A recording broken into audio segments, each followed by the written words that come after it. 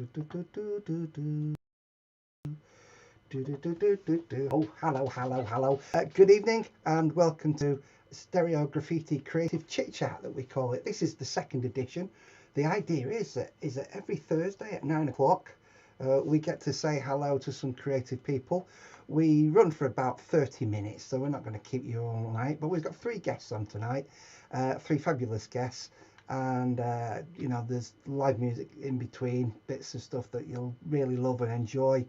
And so yeah, great, welcome. If you want to say hello in the chat, we've got a little chat stream that's going. If you want to ask any questions as we go, you'll be able to do so. We can answer those. We've got one pre-recorded interview for you tonight, which is absolutely fabulous, and two live interviews as well. So 30 minutes, anything can happen. I'm going to open up with something that we recorded, part one of what is going to be probably a 2-3 part interview. Great stuff, some great footage as well. You may be aware of a band called the Lancashire Hot Pots. Well, I got to chat with good evening. I'll just say good evening to Beppin. Hello, Beppin. Lovely to see you there. Just checking the chat works. I got to chat with Sheldon Southworth, or AKA Dicky Ticker from the Lancashire Hot Pots. This is part one. It's probably going to be a 2 or 3 part interview, but this is great. Enjoy. Now let me tell of a shop that fills me with dread. It's blue and it's yellow, but I always see red. It's a furniture store that makes me want to shout. 'Cause once you've entered, you can't find your way out. That's why I fear IKEA. I won't go there again. I don't want a bookcase called Billy, or a table called Spare. I've got with me Dicky Ticker from the Lancashire Hot Pots. Hello, Dicky. How are you, bro? I'm very well, sir, and hello to everyone in internet land. Wonderful. I should say Reet Cocker, really, shouldn't I suppose? You can't. It depends how Lancastrian you do want to go. Well, never go full Lancastrian at the start. As a gradual builder. Great. Tell us, Lancashire Hot Pots, how did it all begin? I remember this quite well. I'm going to have to write the full story down one day. It was May 2006. I was sat on the toilet, and I had one of those moments of clarity that you sometimes have when you've been. The best example I always use is you sat watching something on the television and you notice an actor, and you say to yourself, or your partner who's next to you, he's been in something before him. We've watched something that was quite, and you can't remember his name and you can't remember what it is, and you go about your business, and then a couple of days later you'll be in the shower, and then you'll go, it's him off Casualty. So I was sat on the toilet, May 2006, and an idea rose to me, and that idea was, wouldn't it be funny if there was a traditional Lancashire folk band who, through a period of regeneration in terms of incorporating new members, whereas traditional Lancashire folk, obviously, and quite rightly, sort of reflects back on the past and our heritage and what have you. What would happen if there was a traditional folk band who instead commented more on the world we found ourselves in today, and talking about social networks and satellite navigation systems?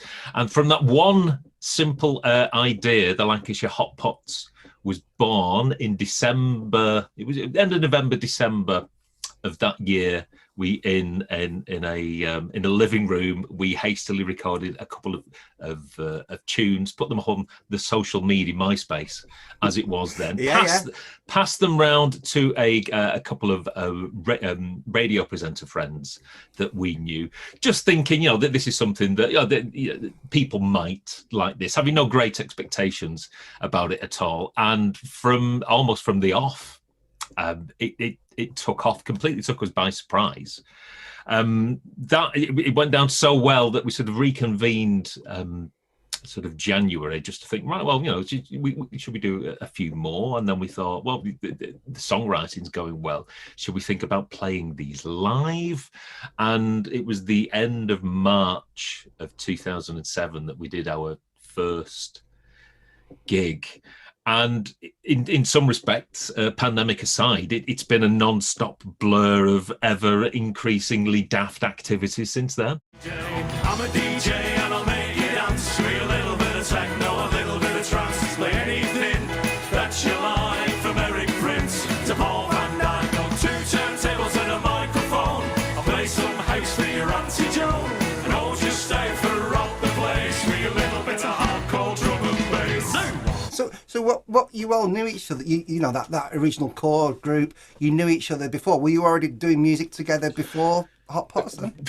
Yes. The main, we originally started as a trio, myself, Bernard the lead singer, and Bob the bassist. We were in a live electronic techno act, of all things, previously. It's an odd transition to go from underworld to Ecky Thump, if you want to sort of categorize it. So there's the book title, by the way. It's very good. Also, a subtitle we've always wanted to use is we did Carfest, I think it was 2016, and we were 2 doors down from Erasure.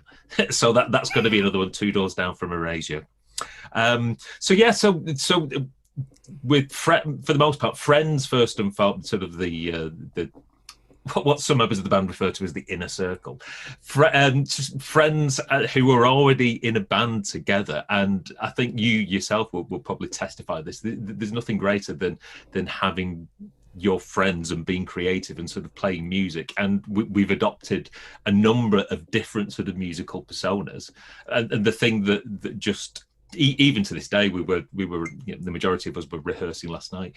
It's just great when friends together make music, have a laugh, and if anyone else can get to experience that at some point, I think that's the whole, for us, that's the whole point of making music. Yeah. It's a great story. I mean, that I think the fact that it's been a blur and it has been a lovely curve upwards for you, hasn't it? What's your songwriting? I mean, you say it came from your personal idea, and then you took it to your friends and you developed it together. What's the usual songwriting process then? Are you the songwriter, or is it a group songwriting? I'm the primary songwriter at the moment. Bernard used to contribute. The lead singer used to contribute songs here, there, and everywhere, but I've sort of taken on the primary songwriting mantle. I must ask you why he can't be bothered to write a song these days. But it's probably slightly disingenuous to say that I write the songs. What I will do is I will come up with the idea for the song, maybe the words, maybe the vocal melody, but I'm not really the greatest of musicians. So what my job then is to try and explain that to the rest of the band, and what they will do is they will take my very simple melody almost and flesh it out into a full song. So I'm the person with the sort of the ideas and the musical jokes, as it were, but I couldn't survive on my own. What I then do is I then farm those ideas out, and I'll say to the chap, right, this is the idea that we've got. It'll have a vague sort of melody around it. It's all major chords, Darren. It's all C, D, and G. Well, so it's not too hard for them, bless. Who am I to question that? It's the power of a major chord, especially when you're trying to make people happy and invoke memories of childhood and being sort of carefree. That you can't get better than a major chord. Let me tell you about the meal that is a winner. You can have it for your tea or for your dinner. It's good enough for royalty, for princes, kings and queens. It's egg, sausage, chips and beans. I'd like to eat it every single day, with plenty of brown sauce and Tommy K. From Glasgow to Southampton and all the in-betweens, we love egg, sausage, chips and beans, all together now. Egg, sausage, chips and beans. Egg, sausage, chips and beans. I can eat it till I must at the seams. Egg, sausage, chips and beans. My test of writing a great song has always been, can the milkman whistle it? If the milkman can whistle it, you're onto a winner. I like that. I'm going to nick that. That's a great one. Here's a question for you. And it wasn't me who said this. Someone once said to me, and I quote, "The Hot Pots is one joke only. It will never last." I mean, obviously, you've survived that particular critic. I mean, did it start as was it just one joke at the beginning, or was there a point when you actually may have thought, "Oh, this is just one joke. We need to develop this." You know, how did the humour develop? To be perfectly honest, entirely fair criticism had we have stuck to the generic sort of flat cap, sort of waistcoat, EI, Ecky Thump sort of persona. But almost from the off, we knew that we had to sort of diversify, not particularly sort of concentrate on that, and think really about the whole sort of northern diaspora and what it actually means for someone in the northwest of England to how do we experience life, and how is that potentially different from other people in the country. I remember doing a gig in London a couple of years back, and a chap called Owen, who's been sort of a long time fan, he came up to us and he sort of put something to me that I'd never really thought of before. Because he's from Essex, so he's like a Cockney geezer, talking like a proper sort of salt of the earth about bow bells. And he basically said, when you're on stage, and you're in the northwest, the people in the audience must look up at you and sort of identify with you and say, "Oh, they're funny, them," and they're just like me. Whereas he says people down south, we stand here and we look at you and go, "You're funny, but they're nothing like me." What a great interview. I had loads of fun with that.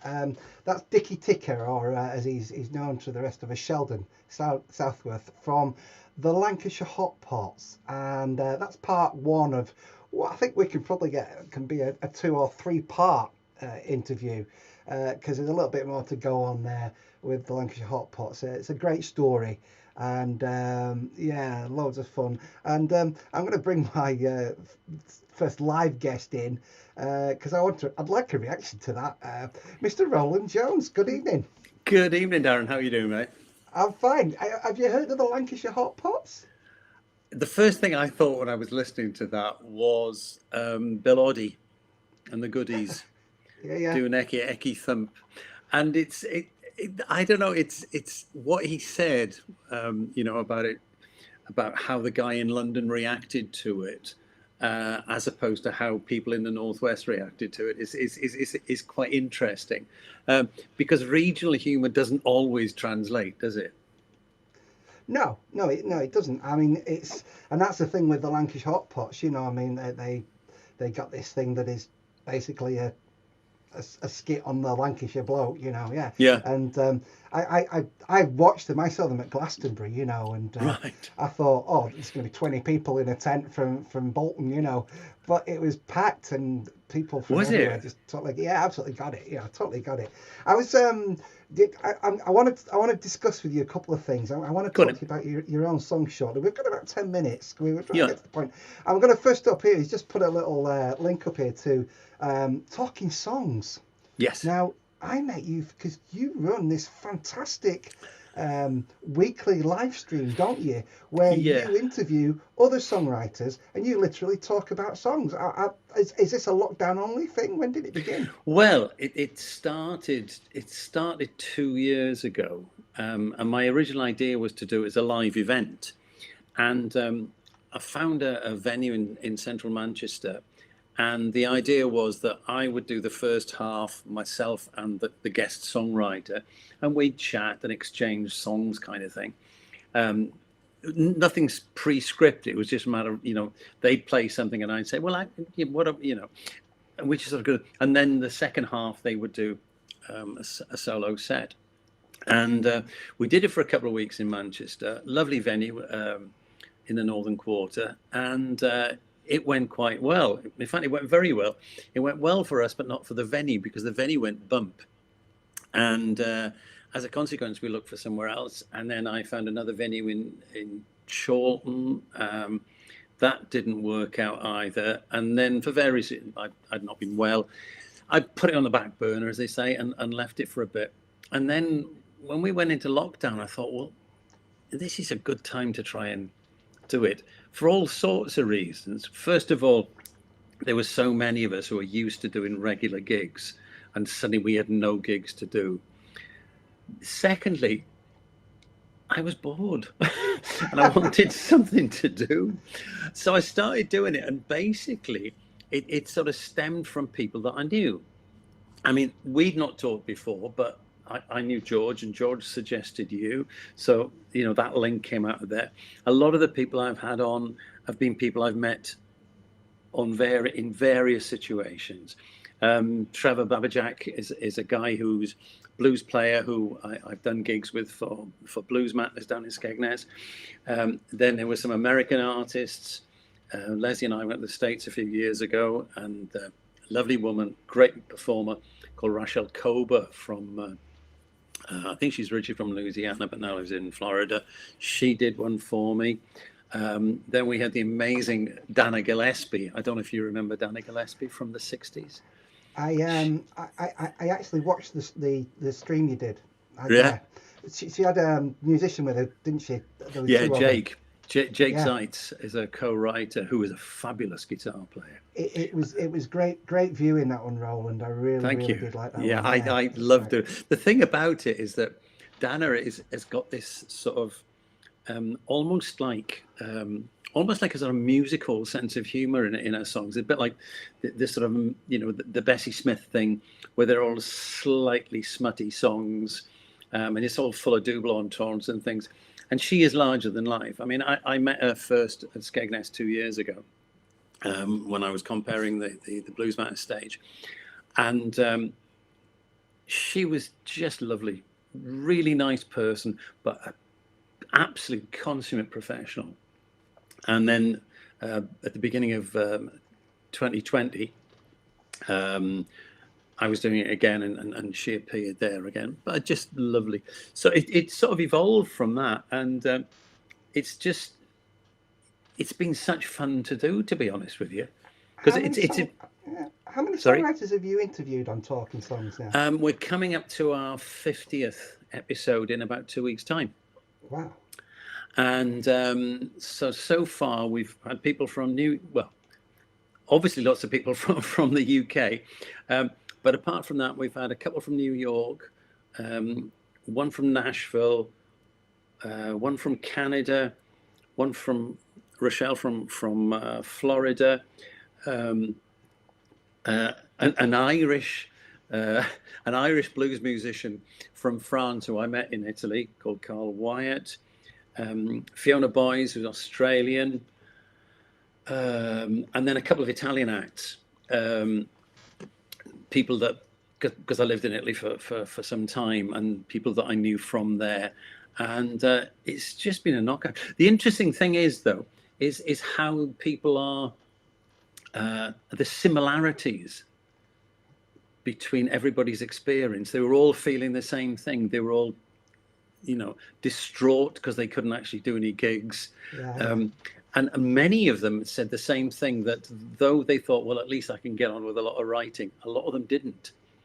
Because without the stimulation of actually seeing other people, meeting people and doing other things, they kind of became a little bit... And it was quite a relief, actually, because I know that when I first started talking to people, there was quite a lot of what somebody described as pandemic guilt. The fact that if you've got all this free time and you still haven't done anything, you know? Now, I know you don't fall into that category, do you, Darren? Because you've been steamingly busy all the time. I've taught myself to play piano. I've written songs on the piano. I've been live streaming. I'm now doing like 3 live stream shows a week, and one of them is this chat show, obviously. Yeah. I do an hour on a Sunday morning. I do a cover version that people vote for, which is one heck of a challenge when you let people vote for which cover version you're going to play. And I give myself 3 days to rehearse it and then play it. So they have to suggest something. Yeah, and then there's a poll, brilliant. A Facebook poll, and that closes on a Sunday, and then whatever wins the poll, I play it live and acoustic on the Wednesday. And that's great. I mean, I'm getting into scary stuff now because they had me playing a Will Young song a couple of weeks ago, which wasn't nice at all. I really didn't like it at all. Shows your flexibility, Darren. Yeah, well, this week they've been suggesting Over the Rainbow, Steely Dan. Someone suggested a Roy Harper song. Steely Dan, that'll be impressive. Yeah. Well, the thing is that the song that's winning at the moment, that might win, is Heroes by David Bowie, which is a great song, but with Bowie's vocal dynamic, you know, to do Bowie justice, you've got to have a great vocal dynamic, you know. So it's a challenge for me, and it's great. Yeah. So, you know, that's been, you know, I've tapped into the message that's come out of your you know, out of your shows, and people generally have struggled to write and to be inspired. I mean, like I say, I've done the other thing. Before we try to keep this down to a 30-minute show, and I want to bring Garron in shortly. And I also want to play a little bit of you playing as well in a minute. Okay. Let's just talk about Roland Jones, the songwriter. You're a gigging musician. Have you got gigs coming up? Are you back live in the real world soon? Can we I have a gig on Saturday. I shall be playing in Stockport at the Baker's Vaults on Saturday afternoon.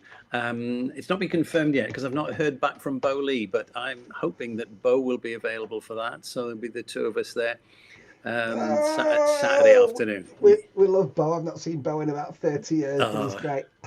Well, we did a gig there about 3 weeks ago. It was the first Saturday after they opened the pubs again.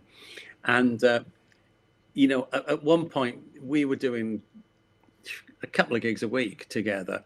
And it was really quite strange because when we started, I mean, I don't think any of the punters would have noticed, but between the two of us, it just felt like a new experience. Right. Because, you know, I mean, Bo's a wonderful musician. And he was saying to me afterwards, he said, you know, he's been doing a lot of playing. He'd actually done some sessions during lockdown, but to suddenly be in the same space as somebody else and playing music together, and there were some songs, embarrassingly, ones I'd written that I couldn't remember, and he said, "Yeah, it goes like this," and I just sing it in my head, going, when it gets to the chorus, he goes, because I couldn't remember how the verse went, so I had to sing the chorus.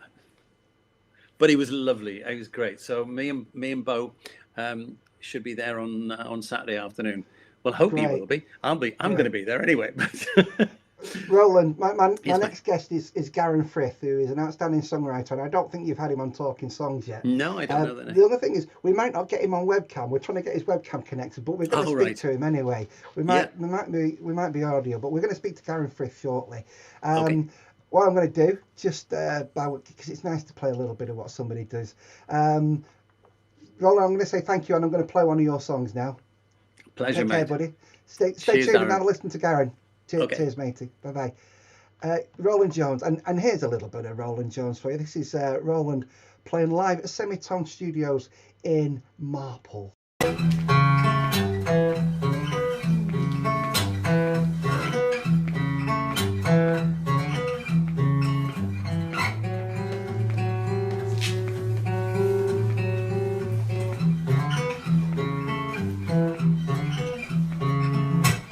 Tired of waking up on my own. I have a house, but I don't have a home. So lonely living life all by yourself. Don't like feeling left up on a shelf. Where's the why? Where is the you? Where's the why? Where is the you?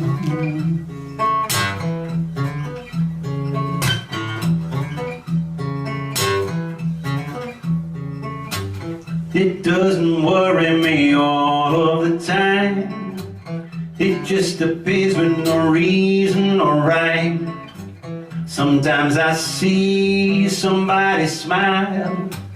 I'd like to be there every once in a while. Where's the why? Where is the you? Where's the why?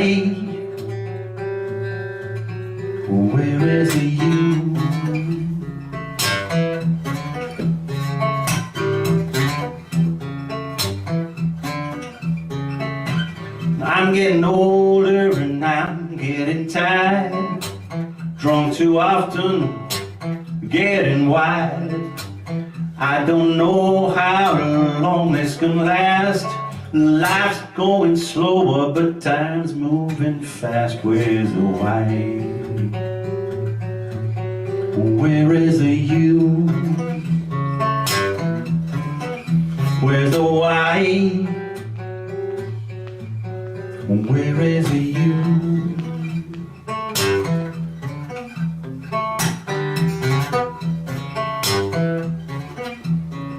You might be tall and slender with long blonde hair. You might be Rick Petite, I don't really care. As long as your mind works and your heart is true. I don't care if your eyes are green, brown or blue. Where's the white? Where is the you? Where's the white? Where is the you? Where is the you? Where is the you?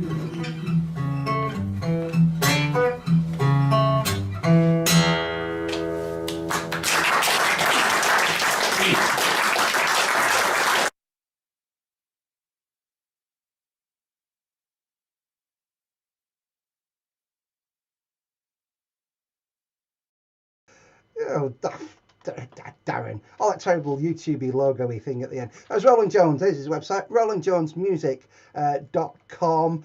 Fabulous guest. Thank you, Roland. Just want to show you this. My good friend Tom Woodruff out in Austin, Texas. We're global. There you go. Tom out in Austin, Texas. Well done, young Dazza. You can carry on with the young stuff. We have song circles on Saturdays on Zoom. Tom, I didn't know that. Coming out of Austin, Texas. I played Austin, Texas, you know. I'll tell you about that all another time. I just want to bring, I know this is audio only, but hopefully we can talk to him on audio because his camera's not working. Garron Frith, are you there? Hello, Garron. I am here. Can you hear me? Yes, we can. Hello, You're live. how are you doing? I'm good. You're live on Stereo Graffiti Creative. We can't see you sadly, so we're gonna have to. We'll show a full video in a minute. I've got a video of you singing a song. Okay. Which we'll show that, which will be great. Tell me, did you retire from singing and gigging for a little while? For a while, are you coming back to us? Yes. Well, I was about to come back, and then the pandemic hit. So timing's never been my strong point. I did kind of an open mic night, get back into it, and then we hit lockdown. So a bit crazy. Great. And have you got anything lined up to play when you come back? Are you lined up? Basically, I just started making an album, and that's on. I didn't really plan to do any gigs. I did a tour in 2017 around July, and I've done one gig since. So yeah, I just had a break. I just did it, Darren. I just had enough. I know that feeling. You've done some gigs, some really notable gigs and tours, though, haven't you? Go on, pick a couple out for us, because. Well, the last tour I did was with Ian McCulloch. I did the first show. He kind of got rid of the support act, and I did the rest of it with him, which was nice. It took me all over. Loved it. What a guy! I was a bit at first because he's like a bit of a hero, and you shouldn't meet your heroes, but yeah, loved it. Did some really nice venues. Did Henley on for 2 nights. Just overlooking Georgeson's, beautiful. Yeah, and then I went to the local pub and I'm chatting about Gary Moore's 50th and how everybody turned up, Eric Idle and George, in every beautiful place. Yeah. And after that, I thought, do you know what? I need time out, enjoy life a bit, and think where I want to go. I took time out, enjoyed it. I've done quite a few. I've done gigs all over, like yourself, do people, and I love it. I love it. Yeah.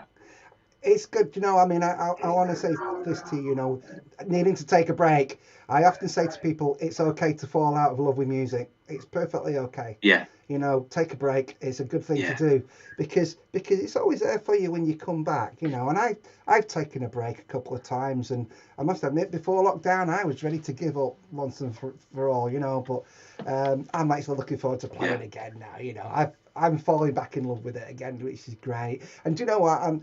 Garron, you know, I'm a big fan of what you do and the way you present yourself on stage and you deliver your songs. So I'm delighted that you're coming back gigging with us. But you know, look after that mental health, mate, and take your time. And hopefully we'll see each other back in the real world sometime soon. I really look forward to that. It's a shame we can't. I think so. Yeah, I think we will. Yeah, we will. Shame we can't get I know. the camera It's this laptop that I don't have a laptop. You borrowed it. It's not my laptop. I've somebody's let me. And it's like ZX81. I'm not sure. It's, yeah. There we go. I'll tell you what. The saving grace is. The saving grace is. I've got some video. We're going to play out the show tonight with Garron Frith, and the song is called. Is it Little Bird? Is it? Where was this recorded, Garron? Little Bird. It was in Rowland. Do you know what? I'm not sure where, but it was a great little venue, and I don't even know the name of the bloody venue. Yeah, I love gigging in. It's great. It's like being back in the 70s, okay, where you kind of had that vibe. You know, I mean, you can get them sorts of clubs, but in Holland it seems to be everywhere. You know, and they don't really have open mics. It's, you know, you've got to be. Just don't have it, but they love music like we do. And I was lucky, a few reviews, promoters, and I was away. Yeah, so it's in Holland somewhere. Good. I'm going to say thank you for calling in. Next time we'll get a camera on you, and or we might meet in person, do it in our back garden or something. But please do come and be a guest another time. I want to say thank you to Roland Jones as well, who's been a guest tonight, and thank you to Dicky Ticker as well. Garron, lots of love. We're going to play out with Little Bird. And you. Take care, buddy. Thank you. Thank you, Darren. Cheers. Thank you. Bye-bye. Thank you. And here to play us out tonight is Garron Frith with Little Bird.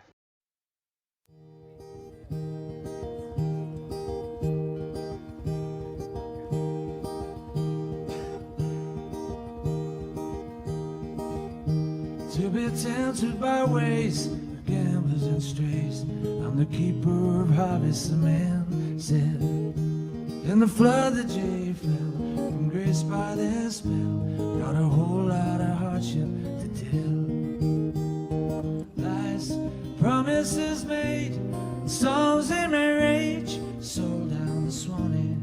Come on, little bird, come, find a way home. Won't you come easy down till the money runs out? You can't take till the giving's no more. Blinded by faith, drank the devil's cup in haste. Whole lot of hardship to taste. Liars, poachers and thieves, young profiteers, stealing and cheating. Big on little bird, fly. Little bird undisturbed, kill for your home, your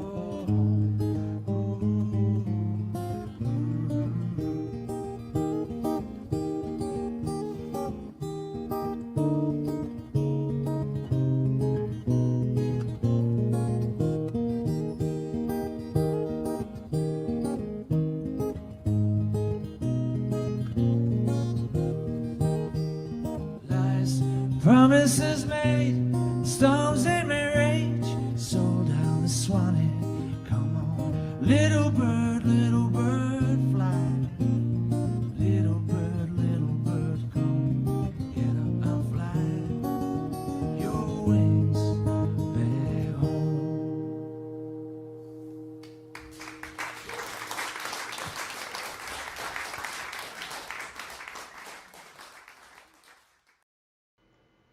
Brilliant. Phil recorded it live in Holland. That was Garron Frith, bringing to an end tonight's Stereo Graffiti Chit-Chat, creative Chit-Chat we call it. We're here every Thursday at 9 o'clock, and I'd just like to say thank you. We hope you've enjoyed tonight. It's lovely to see the numbers up on the screen there to show that people are watching and listening. And thank you again to my special guest on this occasion, Dicky Ticker from the Lancashire Hot Pots, Mr. Roland Jones, and Garron Frith. The Dicky Ticker interview, we've got part 2 next week, Lancashire Hot Pots fans, and we'll have some more guests for you next week as well. So we'll see you, if not before, we'll see you next Thursday. Again, brilliant, lovely to have your company, okay? Look after yourselves and look after each other. I'm Darren, tickety boo, bye bye.